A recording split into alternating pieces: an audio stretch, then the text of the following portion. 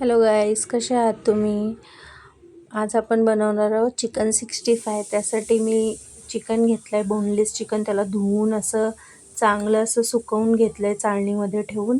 त्यानंतर त्याच्यामध्ये मीठ टाकलं, अद्रक लसूण पेस्ट टाकली आणि एक अंडं टाकलं आणि त्याच तिघांनाही असं चांगलं एकामेकाला लावून घेतलं आहे, तुम्ही बघू शकता कसं. आणि त्यानंतर मी चिकन 65 मसाला टाकला आहे 1.5 चम्मच. आणि त्यानंतर त्याच्यामध्ये मी थोडंसं ओरेगॅनो, थोडंसं चाट मसाला आणि फूड कलर टाकला आहे. फूड कलर एकदम ऑप्शनल आहे, तुम्हाला हवा असेल तर टाका, नको असेल तर नका टाकू. मला शूट करायचा होता म्हणून मी टाकलेला. आणि त्यानंतर मी त्याच्यामध्ये कॉर्नफ्लॉवर टाकलं आणि त्यांना चांगलं असं चोळून घेतलं एकामेकाला आणि ठेवून दिलं. आणि थोडीशी कोथिंबीर टाकली, फक्त मला आवडते कोथिंबीर म्हणून.